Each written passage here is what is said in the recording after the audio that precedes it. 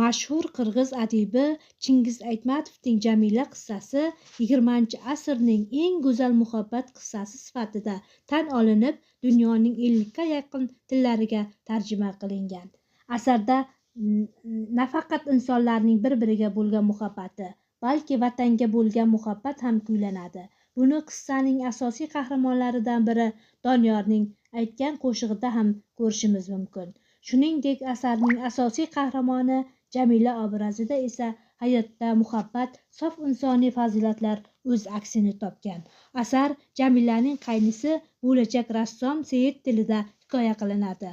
Asar urush yillarida ovul hayotida odamlarning mashaqqatli turmushi, jamiyatning birgina bo'g'ini Jamila va Doniyor hamda Seyit atrofida qalamga olingan va bu bilan urushning butun dahshatli ko'z oldimizga gavdalantiriladi.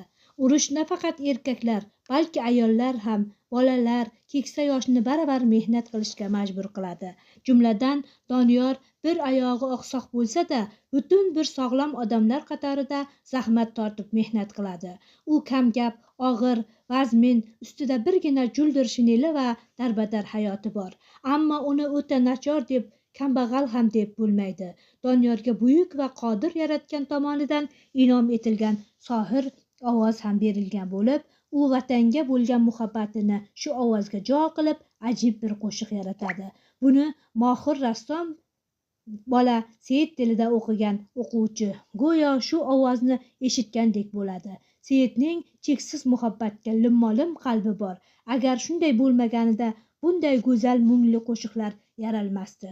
Uning kam gapligi hech narsani bilmasligidan emas, balki u ko'p narsani bilishini sezishidandir.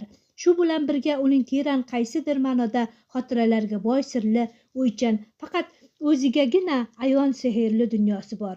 Uning bu go'zal dunyosini asarning biron bir o'rnida muallif tomonidan tasvirlanmagan bo'lsa-da, uning o'sha olislardagi termulgan cheksiz ko'zlari, ortidagi poyonsiz dasht sharqirab oqayotgan daryo suvlari bilan oshufta mungli qo'shiqlardan payqash mumkin. Doniyor haqiqatdan ham sevishga munosib qahramon sifatida o'quvchiga so'zsiz, imo, ishorasiz, g'oyibdan muhabbat uyg'otadi. Endi Jamilaga to'xtaladigan bo'lsak, Jamila baxtiyor va mas'ud, sevgiga to'la odamlarni yori bilan o'tkazishi kerak bo'lgan takrorlanmas onlarini ayriliqqa o'tkazayotgan obraz. Uning bunday yo'l tutishiga o'sha noming o'chkur urush ham sababchi emas edimi? Agar undan sevgan yoridan ayrilmaganida Doniyorga qiyo boqarmidi? Uning o'zi eri sevgisi bilan to'lgan qalbida Doniyorning sevgisi ham o'rin bo'larmidi? Deylik, urush barcha xalqlarniki edi. Barcha xalqlarning boshida birdek kulfat yog'diradi.